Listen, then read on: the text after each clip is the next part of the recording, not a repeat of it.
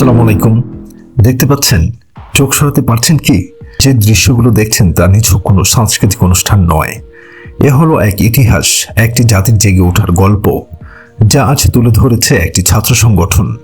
মাত্র 1 বছর আগেও যারা ছিল গোপন আধারে, আজ তারাই প্রকাশ্যে আলো ছড়িয়ে দিচ্ছে। এক সময় যাদেরকে তুচ্ছ মনে করা হতো, আজ তারাই রাষ্ট্রের প্রধান উপদেষ্টার মতো প্রভাবশালী ব্যক্তিদের মুগ্ধ করছে।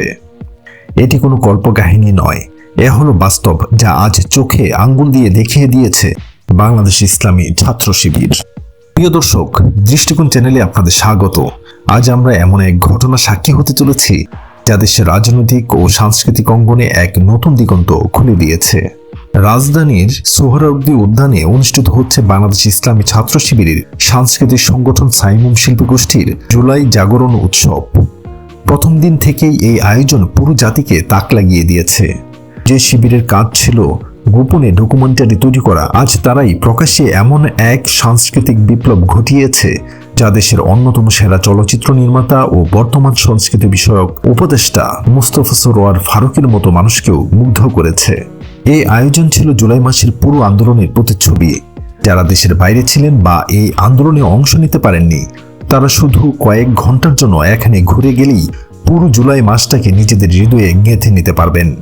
সাইমুম শিল্পী গোষ্ঠী তাদের উপস্থাপনায় তুলে ধরেছে জুলাইয়ের প্রতিটি গুরুত্বপূর্ণ মুহূর্ত।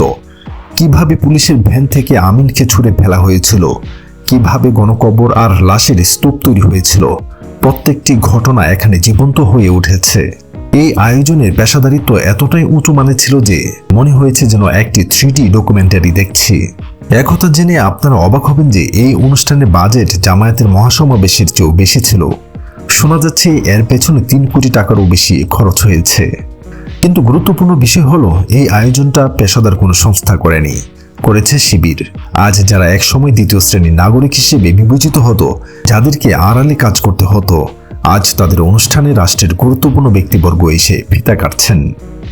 অনুষ্ঠানে প্রধান উপদেষ্টা প্রেস সচিব শফিকুল আলম এবং সংস্কৃতি বিষয়ক উপদেষ্টা মোস্তফা সরোয়ার ফারুকীও দীর্ঘক্ষণ উপস্থিত ছিলেন এবং বক্তব্য রেখেছেন। মোস্তফা সরোয়ার ফারুকের মতো একজন স্বনামধন্য নির্মাতা, তিনি শিবিরের অনুষ্ঠানে এসে তাদের পেশাদারিত্বের প্রশংসা করেছেন। এর থেকে বোঝা যায় শিবির কতটা মূলধারায় উঠে এসেছে এবং তাদের যোগ্যতা কোন পর্যায়ে পৌঁছে গেছে। প্রেস সচিব শফিকুল আলম এবং সংস্কৃতি উপদেষ্টা মোস্তফা সরোয়ার ফারুকের বক্তব্যের মধ্যে একটি অসাধারণ মিল ছিল।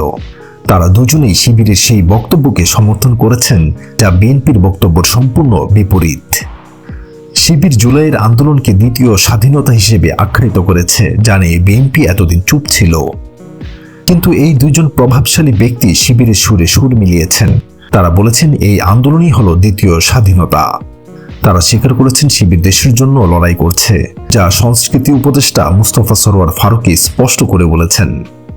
তিনি বলেন, যদি মুজিববাদকে আবার ফিরিয়ে আনা হয় তাহলে আমাদের সাংস্কৃতিক লড়াইয়ে জিততে হবে, আর এই লড়াইয়ের নেতৃত্ব দিতে পারে শুধু ইসলামী ছাত্র শিবির। আসিফ মাহফুজদের মতো কিছু ব্যক্তি হয়তো এই অগ্রগতিতে বাধা দিতে চেয়েছিলেন। তারা চিঠি দিয়ে সরকারি দফতরে শিবির সংশ্লিষ্ট কারো সুপারিশ গ্রহণ করতে নিষেধ করেছেন। তারা হয়তো ভেবেছিলেন সব ক্ষমতা তাদের হাতে থাকবে, তারা দুর্নীতি করবেন, কিন্তু শিবির কোনো জায়গায় নিজেদের জায়গা করে নিতে পারবে না। কিন্তু আজ শিবির প্রমাণ করে দিয়েছে যে কোনো ব্যক্তি বা গোষ্ঠীর বাধা তাদের অগ্রগতি থামাতে পারবে না। তাদের নিজেদের যোগ্যতায় তারা সব জায়গায় প্রভাব বিস্তার করবে।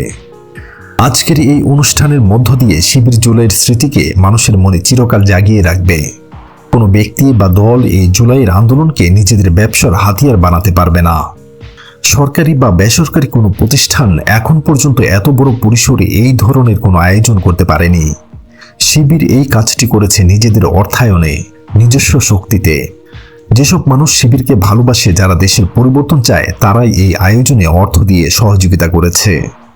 সত্যি বলতে এই শিবির তাক লাগিয়ে দিয়েছে।